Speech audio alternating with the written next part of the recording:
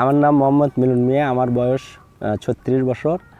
আগের বেগুন পার্থক্য, আগের আমাদের যে স্থানীয় জাত ছিল এত বড় ছিল না, ছোট ছোট এবং পার্থক্য এইটুকুই, আগে হয়তো একটা গাছে 5টা বেগুন তুললে 3টে ফেলে দেওয়া লাগতো, 2টা ভালো পাওয়া যেত। আর বর্তমানে যে বেগুনটা আমরা বিক্রি করছি এখন এই জমিতে উঠলে, যে আমরা এখন আজ পর্যন্ত একটা পোকা পাইনি, প্লাস কীটনাশকের কোনো মানে ব্যবহার আমরা করি নাই।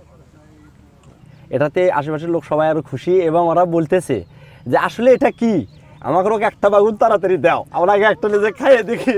তো এইভাবে দিতে দিতে তারা ওখানে কাবি সারা সবাই একটা করে লেওয়া শুরু করে দিচ্ছে। আমার নাম মোহাম্মদ হাফিজুর রহমান, টাঙ্গাইল সদর। তো আমার অন্যান্য প্রায় 10 বছরের বেগুন চাষের অভিজ্ঞতা। তো গত বছর আমি প্রায় 28 শতাংশ জায়গায় 2300 থেকে 2400 কেজি বেগুন বিক্রি করেছি।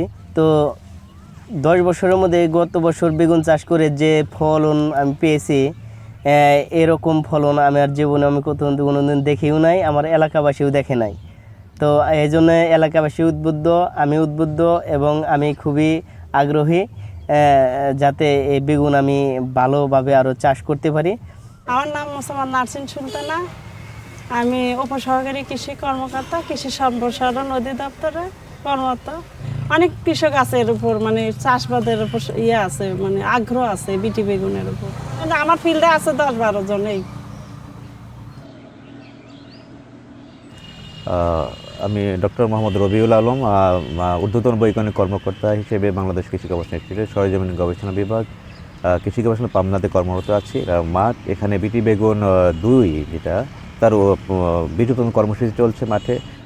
এই বিটি বেগুনের যে বীজ উৎপাদন হবে, সেই উৎপাদন দিয়ে পরবর্তীতে আরও ব্যাপক বাংলাদেশের ব্যাপক এলাকায় কৃষকের মাঝে সেই বিটি বেগুন উৎপাদনের কার্যক্রম সমন্বয়ে সম্প্রসারিত হবে। আমার নাম মোহাম্মদ খলিলুর রহমান। এই বছর এই বাগানটা আপনার সারেরা যে দিছে, তাতে মনে হয় যে এটার মধ্যে অনেক লাভ হবে। বাড়ি বিটি বাগান 2 আর 3 এই 2টা জাতের বাগান এখানে আছে আর কি। আনুমানিক এখানে 2 মনের মতন 80 কেজির মতো উঠানো আছে। আজকে যেটি হচ্ছে তাতে এখানে প্রায় 1 মনের কাছাকাছি যাবে আর কি। নর্মাল বেগুন হলে অর্ধেকের কাছাকাছি তো আর কি ফালাই দিতে হইতো, আর এই বেগুনের ভিতরে একটা বেগুনও ফেলানো যাইতেছে না আর কি, পুরা বেগুনটাই থাকতেছে।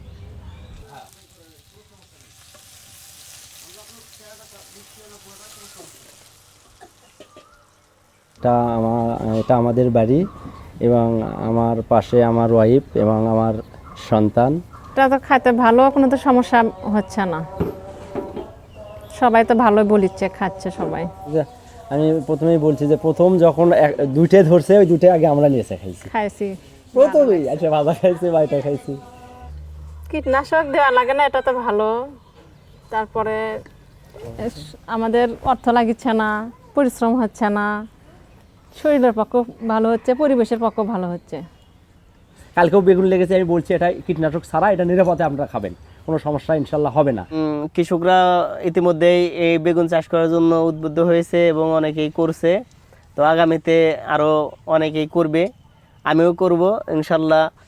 উপকারী এবং লাভজনক চাষ হিসাবে যদি বলা যায়, এই বিটি বেগুন চাষটা খুবই কৃষকদের জন্য লাভজনক।